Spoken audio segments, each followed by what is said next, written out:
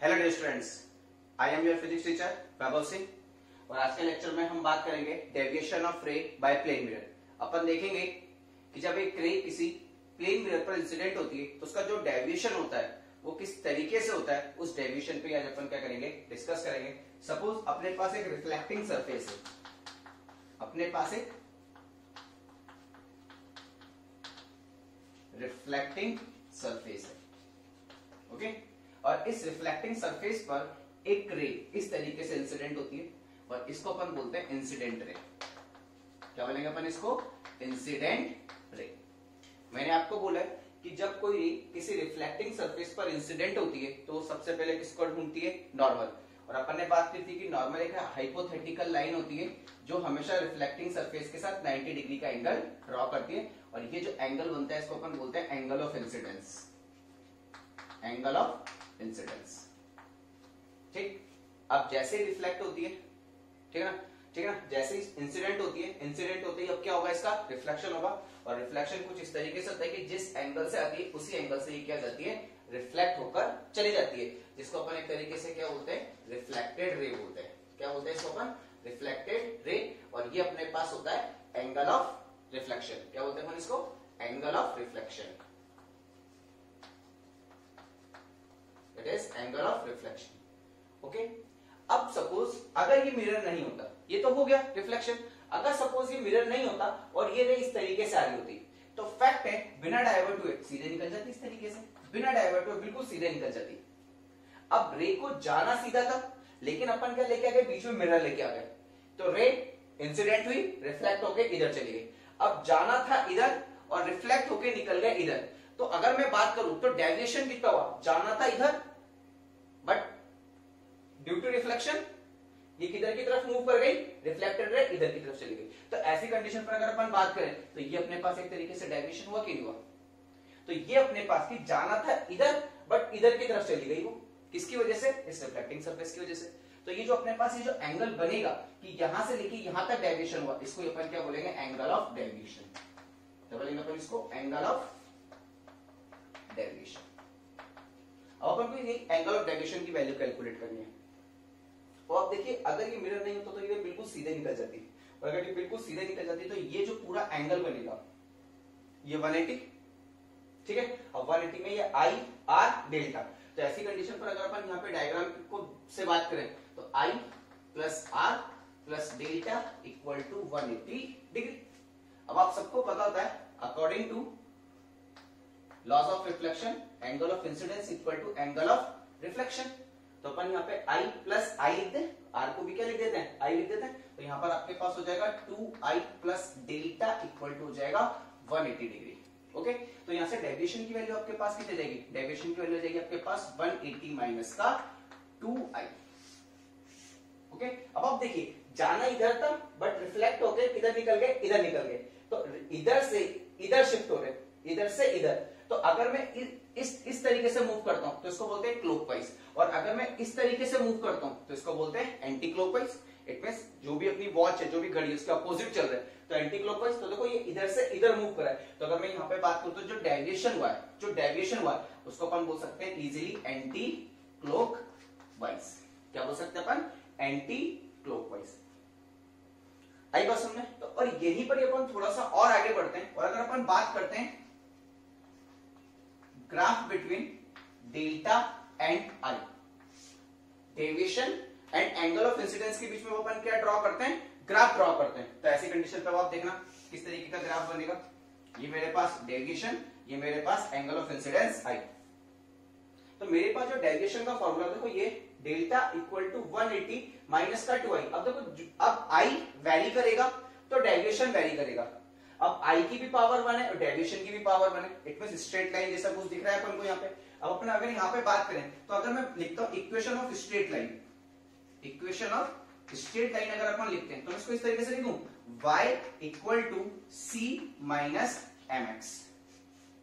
लिख सकते हो इस तरीके से y इक्वल टू सी। अब देखो यहाँ पे कांस्टेंट आ रहा है, इससे मैंने पहले c लिख दिया, माइनस 2I और ये हो जाएगा माइनस mi। तो कंपेयर कर दो। तो यहाँ पे अगर अपन कंपेयर करेंगे तो y की जगह डेल्टा ने ले ली और x की जगह किसने ले ली? एंगल ऑफ इंसिडेंस आई ने ले ली, ओके। तो तो ऐसी कंडीशन पे आप बहुत ध्यान से देखना। अगर मैं यहाँ पे बात करता हूं तो अब आप यहाँ पे ग्राफ ड्रॉ करते हैं अपन। ओके, अब सी की जगह मेरे पास कितना हो गया 180, सी की जगह कितना हो गया 180। ओके, तो सी की जगह मेरे पास यहाँ पे कितना हो गया 180।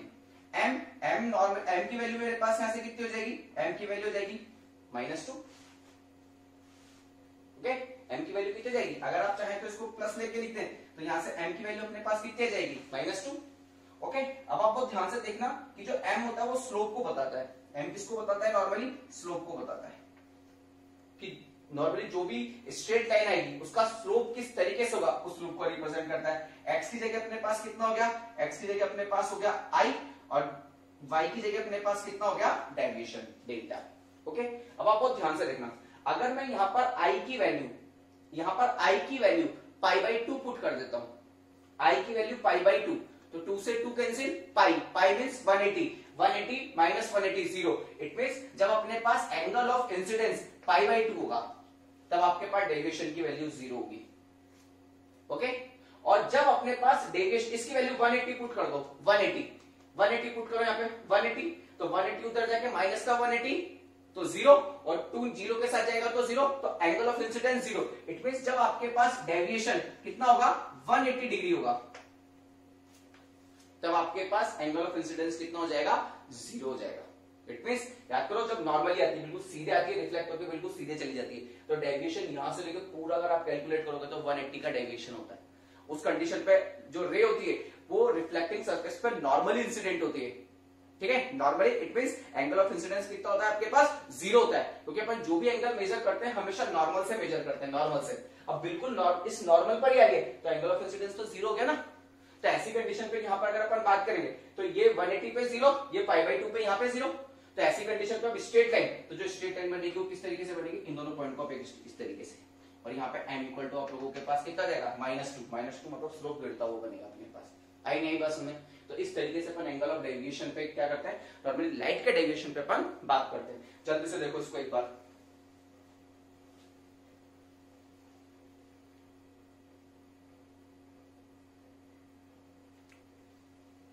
ठीक, चलो अपन इससे रिलेटेड क्वेश्चंस देखते हैं एक बार। ओके, नोट किया बेटा सबने ये, चलो डन।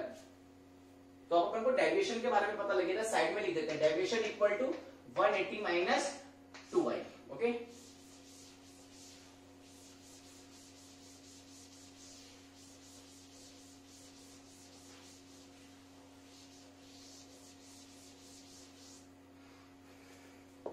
अब आप देखना, अब एक क्वेश्चन करते हैं, पहले इजी सा एक क्वेश्चन लेते हैं अपन।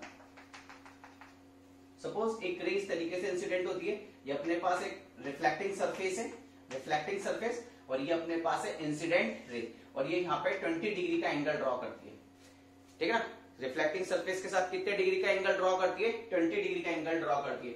तो अपन को पता करना है कि एंगल ऑफ डेविएशन की वैल्यू कितनी होगी। Then find out value of angle of deviation. जल्दी से करो फटाफट से और आंसर बताओ मुझे कितना आएगा।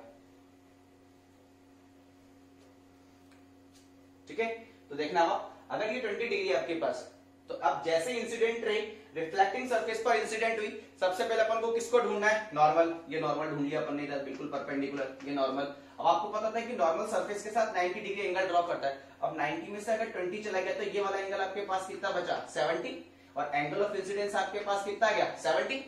अब फैक्ट है कि आई और आर इक्वल होते हैं, तो 70 अगर नॉर्मल से ड्रॉ हो रहा है तो जाते वक्त भी कितना ड्रॉ होगा नॉर्मल से 70, तो ये 70 ड्रॉ हो जाएगा यहाँ पे, ये हो जाएगी रिफ्लेक्टेड रे, और ये जो एंगल ड्रॉ होगा ये भी कितना होगा आपके पास 70। अब इसको जाना किधर था, अगर ये मिरर नहीं होता तो रे बिना किसी टेंशन के सीधे निकल जाती, लेकिन इसकी वजह से रिफ्लेक्टिंग सरफेस की वजह से ये इधर की तरफ चली गई, तो यहां से यहां तक ये डाइवर्शन हुआ कि नहीं हुआ, डेल्टा। अब ये डेविएशन कितना होगा, अब देखो आई आपको पता लग गया 70 डिग्री, तो आप क्या करेंगे, डेल्टा इक्वल टू 180 माइनस का 2i। ऐसी कंडीशन पे 180 माइनस 2 इंटू आई की जगह कितना हो जाएगा 70, देन 180 माइनस 140 इक्वल टू आपके पास आ जाएगा कितना 40 डिग्री। जो एंगल ऑफ डेविएशन होगा वो क्या होगा आपके पास 40 डिग्री, बट साथ में डायरेक्शन भी बताना पड़ेगा किस तरीके से हुआ, एंटी क्लॉकवाइज, तो ये हो गया आपके पास एंटी क्लॉकवाइज। आई नहीं बस सुनने, ठीक, नोट करो जल्दी से।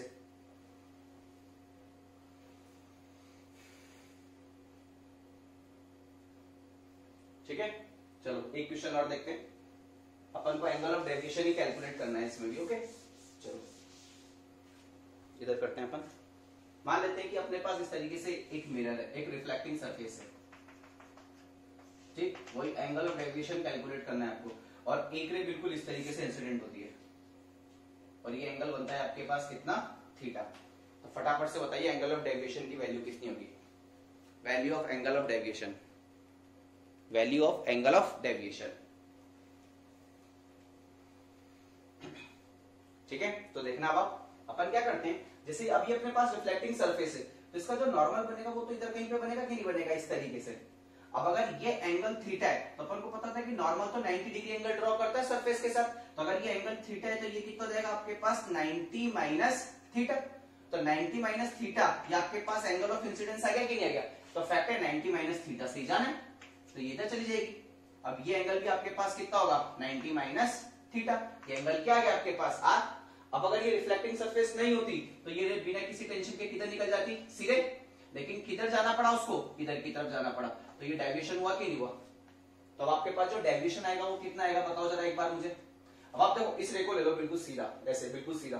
तो ये जो टोटल एंगल बनेगा यहां से लेके यहां तक, ये जो टोटल एंगल बनेगा वो 180 बनेगा कि नहीं बनेगा। तो आपके पास हो जाएगा 180, ठीक है ना। डायरेक्ट कर दो ना, डेविएशन इक्वल टू 180 माइनस का 2i। तो ये हो जाएगा 180 माइनस 2, आई की वैल्यू कितनी है 90 माइनस थीटा। तो ये हो जाएगा 90 माइनस थीटा। तो हो जाएगा आपके पास 180 माइनस का 180 माइनस माइनस प्लस 2 थीटा। 180 से 180 कैंसिल हो गया। तो आपके पास जो डेविएशन आएगा वो कितना आएगा, 2 थीटा। अब देखना कैसे डेविएट हो रही है, इधर जाना था इधर गई, इधर जाना था इधर गई। तो आपके पास वैल्यू आ जाएगी, यहाँ डायरेक्शन आ जाएगी क्लॉकवाइज। मतलब यहाँ पे जो रे का डेविएशन हुआ वो क्या हुआ है अपने पास, क्लॉकवाइज हुआ है। ओके, नोट करो जल्दी से।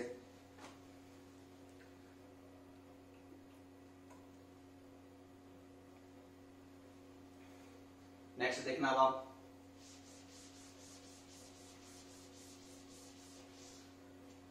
नेक्स्ट क्वेश्चन देखिए। अब आप मान लेते हैं आपके पास इस तरीके से एक मिरर है, ठीक, जो कि हॉरिजॉन्टल के साथ 60 डिग्री का एंगल पर है, ठीक। और एक आपके पास यहां पर एक मिरर ऐसे है बिल्कुल, ठीक। इसको मिरर M2 बोल देते हैं, इसको मिरर M1 बोल देते हैं। और एक रे बिल्कुल इस तरीके से इंसिडेंट होती है, इस तरीके से। ये आपके पास है इंसिडेंट रे। ओके, तो आपको बताना है टोटल डेविएशन ऑफ रे, टोटल डेविएशन ऑफ रे, टोटल डेविएशन ऑफ रे।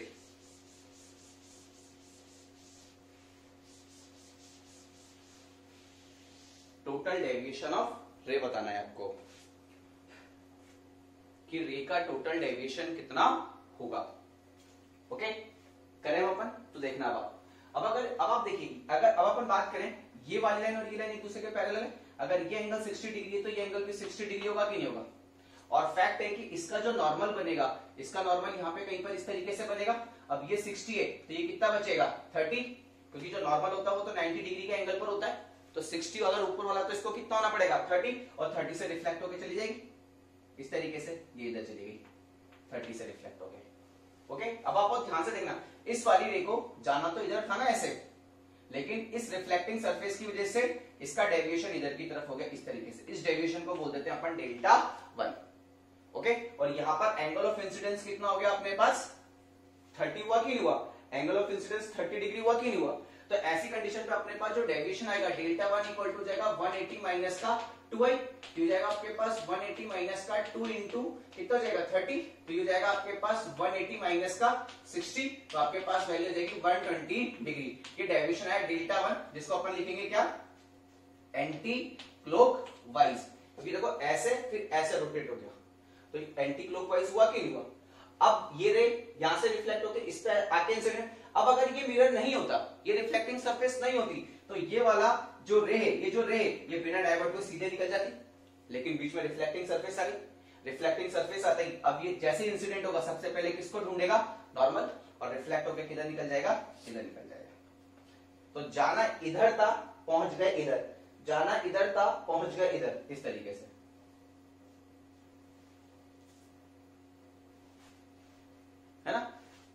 जाना इधर था, पहुंच गए इधर, ठीक है। तो अब ये डेविएशन कितना हुआ आपके पास, डेल्टा टू।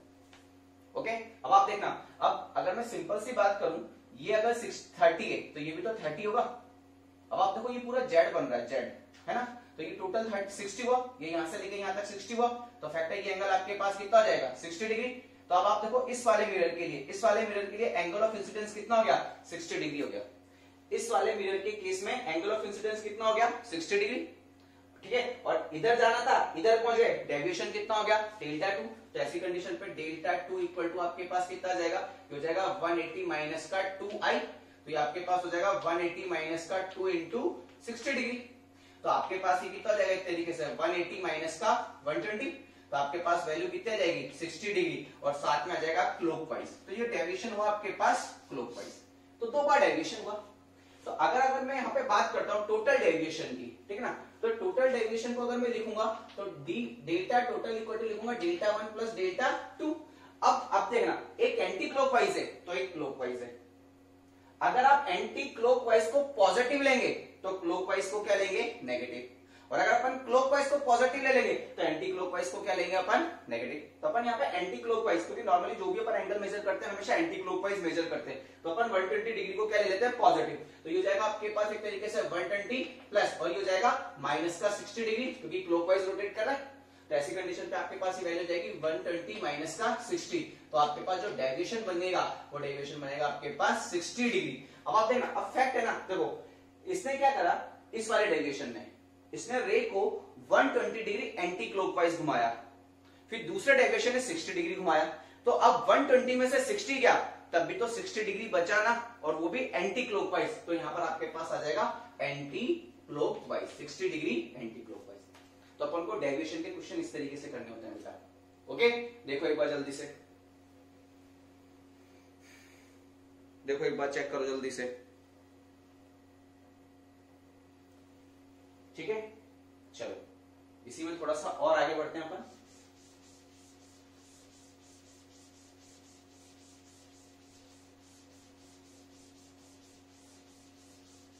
इसी में थोड़ा सा और आगे बढ़ते हैं। अब आप देखना, अभी तक तो अपन क्या कर रहे थे, जो डेविएशन कर रहे थे वो सिंगल मिरर से कर रहे थे। सपोज अपने पास इस तरीके से दो मिरर है, इस तरीके से अपने पास दो मिरर है, इस तरीके से दो मिरर है, ठीक है, और दोनों के बीच में क्या है अपने पास एंगल थीटा।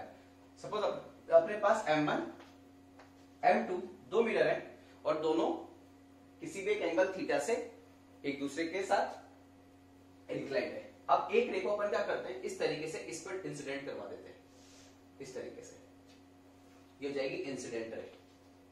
ओके, अब अगर मैं बात करूं तो इसका नॉर्मल तो यहां पे कहीं पर इस तरीके से होगा कि नहीं होगा, ठीक। इस एंगल को अपन ले लेते हैं कितना, अल्फा। तो फैक्ट है कि अगर अल्फा से इंसिडेंट हो रही है तो अब अल्फा से रिफ्लेक्ट होकर इधर निकल जाएगी, और जब अल्फा से रिफ्लेक्ट होकर इधर निकलेगी तो ये हो गया अल्फा। ओके, अब यहां पर जैसे इस वाले मिरर पर इंसिडेंट होगी तो यहां पे एक नॉर्मल मिल जाएगा इस तरीके से, और जब यहां पे एक नॉर्मल मिलेगा तो अपन कंसीडर कर लेते हैं ये एंगल है आपके पास कितना, बीटा। तो बीटा से इंसिडेंट हुई तो बीटा से लौट जाएगी कि नहीं लौट जाएगी, इस तरीके से इधर, तो ये हो जाएगी अपने पास रिफ्लेक्टेड रे, और ये एंगल आपके पास कितना हो जाएगा, बीटा। अब मुझे इस वाले केस में मुझे टोटल डेविएशन कैलकुलेट करना है कि मेरे पास टोटल डेविएशन कितना होगा। ओके, कि मुझे पता करना है कि मेरे पास टोटल डेविएशन कितना होगा। तो देखो फर्स्ट अगर मैं डिस्कस करूं तो अगर सपोज ये वाला मिरर नहीं होता तो ये रे बिना किसी टेंशन के, बिना किसी परेशानी के सीधे निकल जाती, लेकिन इस रिफ्लेक्टिंग सरफेस की वजह से इसका डेविएशन हुआ इधर की तरफ, डेविएशन किधर की तरफ हो, डेविएशन हुआ इधर की तरफ, इट मींस एंटी क्लॉकवाइज, और इसको अपन बोल देते हैं डेल्टा 1। अब डायरेक्ट लिखो इसकी वैल्यू, क्योंकि यहाँ पे मेरे पास एंगल ऑफ इंसिडेंस कितना है, अल्फा, तो मेरे पास डेल्टा 1 की वैल्यू कितनी आ जाएगी, डेल्टा 1 इक्वल टू हो जाएगा मेरे पास कितना, ये हो जाएगा 180 माइनस का 2 अल्फा। ओके, आफ्टर रिफ्लेक्शन ये इधर गई। अब अगर ये मिरर नहीं होता तो ये रे बिना किसी टेंशन के इधर निकल जाती, लेकिन अब वापस इधर गई, ठीक है ना, लेकिन बीच में मिरर आ गया, मिरर आने की वजह से इसका डेविएशन वापस इधर की तरफ हो गया कितना, डेल्टा 2। तो अब आप लोग ध्यान से देखिए, अब एंगल ऑफ इंसिडेंस यहाँ पे कितना है अपने पास, बीटा, तो डेविएशन कितना हुआ, डेल्टा 2, तो अपने पास हो जाएगा डेल्टा 2 इक्वल टू जाएगा 180 माइनस का 2 बीटा। अब आप देखिए ये भी एंटी क्लॉकवाइज है, ये भी एंटी क्लॉकवाइज है। अब मेरे पास, मुझे पता है कि दोनों ही मेरे पास एंटी क्लॉकवाइज है, ये भी मेरे पास एंटी क्लॉकवाइज है, तो दोनों क्या हो जाएंगे, सिंपल ऐड हो जाएंगे। तो जो डेविएशन मेरे पास निकलेगा, टोटल डेविएशन हो जाएगा delta 1 plus delta 2 equal to कितना हो जाएगा 360 माइनस 2 अल्फा माइनस का 2 बीटा, तो माइनस 2 कॉमन ले लो, अल्फा प्लस बीटा। तो मेरे पास एक इस तरीके की इक्वेशन बन गई। ठीक है, अब आप बहुत ध्यान से देखना, अपन को पता था कि नॉर्मल सरफेस के साथ 90 डिग्री का एंगल ड्रॉ करता है। अगर ये बीटा चला गया यहाँ पे, अगर नॉर्मल के साथ ये बीटा चला गया तो ये एंगल कितना बचेगा 90 माइनस बीटा। तो एज इट इज ये एंगल कितना बचेगा, ये एंगल बचेगा 90 माइनस अल्फा। तो ये पूरा एक ट्रायंगल बना कि नहीं बना, देखो ए बी सी एक ट्रायंगल बन गया, ठीक है ना। और टोटल सम कितना होता है एंगल का 180, तो अपन इसको ऐसे लिखते हैं 180 equal to 90 minus alpha plus 90 minus beta plus theta. अब 90 कितना हो जाएगा, यहां पर हो जाएगा 180 minus alpha minus beta plus theta, और ये 180 यही से, ये 180 इधर आके माइनस का 180 जीरो। अब माइनस अल्फा इधर आके प्लस अल्फा माइनस बीटा इधर आके plus beta, then theta equal to कितना हो जाएगा अल्फा प्लस बीटा। तो ऐसी कंडीशन पे मैं अल्फा प्लस बीटा की जगह कितना पुट कर सकता हूं थीटा, तो मेरे पास जो टोटल डेविएशन आएगा वो मेरे पास कितना आएगा 360 डिग्री माइनस का 2 थीटा। तो अपन ने यहाँ पे बात नोटिस करी, क्या बात नोटिस कर रहे हैं अपन कि अगर सपोज कोई से भी मेरे पास दो रिफ्लेक्टिंग सरफेसेस अगर किसी के एंगल थीटा पर इंक्लाइंड होती है एक दूसरे के साथ, तो ऐसी कंडीशन पे आपके पास जो डेविएशन निकल के आएगा वो डेविएशन थीटा पर डिपेंड करेगा, मतलब एंगल बिटवीन मिरर्स जो है उस पर डिपेंड करेगा, ना कि एंगल ऑफ इंसिडेंस पर डिपेंड करेगा। आई नहीं आई बात समझ में आप सभी को, देखो फटाफट नोट करो उसको फटाफट से, अब इसको अच्छे से याद रखना है आपको ना। ये जो फॉर्मूला है, दो इंक्लाइंड प्लेन है अपने पास, ठीक है ना, एंगल थीटा पर, ठीक है ना, और उस पर अपन क्या करते हैं कोई एक रे इंसिडेंट कराते हैं, तो टोटल डेविएशन अगर मुझे कैलकुलेट करना है तो अपन डायरेक्ट वैल्यू पुट करेंगे 360 माइनस 2 थीटा। ओके, और आप इस तरीके से भी कर सकते हो, पहले एक बार डेविएशन निकालो, फिर दोबारा डेविएशन निकालो, और फिर टोटल डेविएशन। अगर क्लॉकवाइज है तो ऐड कर दो, एंटी क्लॉकवाइज है तो ऐड कर दो, और अगर क्लॉकवाइज और एंटी क्लॉकवाइज है तो जो बड़ा है उसमें से कम वाले को माइनस करके लिख दो। ओके,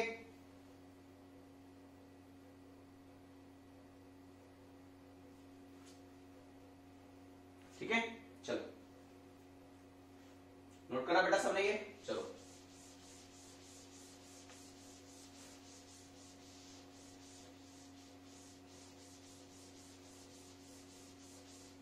अब आप देखना।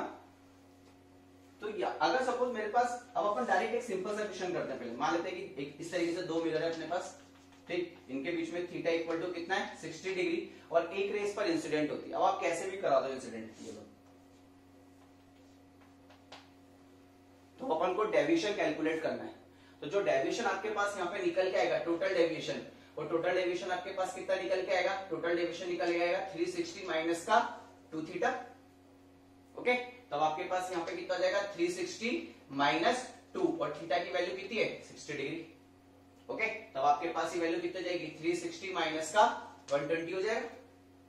ओके, तब आपके पास यहाँ पे जो वैल्यू आएगी वो कितनी आएगी 240 डिग्री। ये अपने पास टोटल डेविएशन निकल के आ जाएगा इसी एक रे के लिए। ओके, अब आप चाहो तो कैलकुलेट करके देख लो, इसको आई ले, इसको अल्फा ले लो, ठीक है ना, इसको इस तरीके से इंसिडेंट करवा दो, ये अल्फा हो जाएगा, इसका ये नॉर्मल, और ये इधर निकल जाएगा। इसको एंगल क्या ले लो बीटा, इसको बीटा ले लो, तो ये कितना हो जाएगा 90 माइनस अल्फा, ये कितना हो जाएगा 90 माइनस बीटा, सॉल्व कर दो आपके पास आंसर आ जाएगा। तो अपन इस तरीके से टोटल डेविएशन कैलकुलेट कर सकते हैं। आई नहीं आई बात समझ में आप सभी को, ठीक, चलो नोट करो एक बार इसको बेटा, नोट करो इसको एक बार।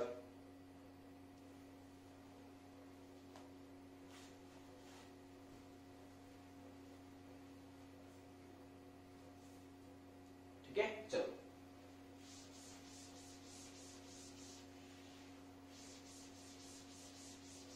अब एक क्वेश्चन देखना, एक क्वेश्चन मैं देता हूं और एक क्वेश्चन आप लोगों को होमवर्क के लिए होगा। ओके, इफ रे retrace its path after second reflection, then find out relation between I and theta। where I is angle of incidence and theta is angle between mirrors.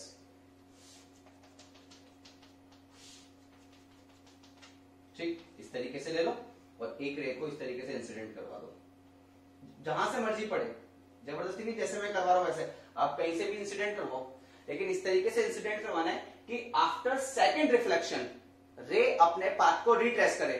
और रे अपने पाथ को रिट्रेस कब करती है कि अगर सपोज आपके पास ये रिफ्लेक्टिंग सरफेस है और ये इसका नॉर्मल है, तो when ray incident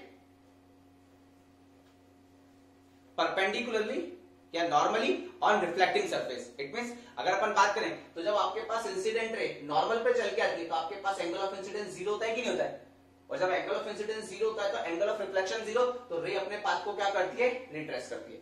it means आपको अगर एक रिफ्लेक्शन मैंने यहां पे करा दिया, देखो अब एक रिफ्लेक्शन यहां पर हो गया तो सेकंड रिफ्लेक्शन यहां पर हो जाएगा, और सेकंड रिफ्लेक्शन में अपन को क्या करना है, रे के पाथ को रिट्रेस करवाना है, और अगर रिट्रेस करवाना है तो फैक्ट है कि आपको सेकंड मिरर पे इसको क्या करना पड़ेगा, परपेंडिकुलर इंसिडेंट करवाना पड़ेगा, मतलब इस तरीके से देखना बात, इस तरीके से, ओके।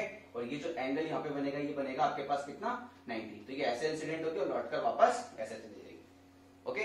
तो अगर ये एंगल आई है तो ये भी तो आई होगा, और ये एंगल आपके पास कितना होगा, 90, और ये वाला एंगल आपके पास कितना हो जाएगा, 90 माइनस आई हो जाएगा, ठीक। अब एक ट्राइंगल बन गया, तो आपके पास वापस सॉल्व कर दो इसको, तो हो जाएगा 180 माइनस 180 इक्वल टू कितना हो जाएगा, थीटा प्लस 90 माइनस आई, तो आपके पास यहां पर हो जाएगा थीटा प्लस 180 माइनस का आई इक्वल टू 180।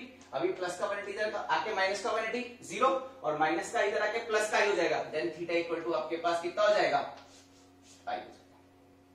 आई बात समझ में? और यही क्वेश्चन अब आपको करना है, ठीक। एक क्वेश्चन में लिख के दे रहा हूं, ये आपका होमवर्क है, आंसर आप सभी मुझे कमेंट बॉक्स में बताएंगे। इफ रे retrace its path after third reflection,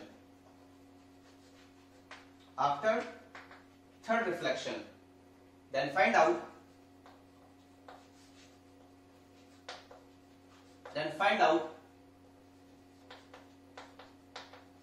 relation between I and theta।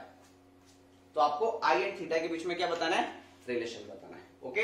ये क्वेश्चन आप करेंगे और अपना आंसर कमेंट बॉक्स में मुझे बताएंगे, ओके बेटा।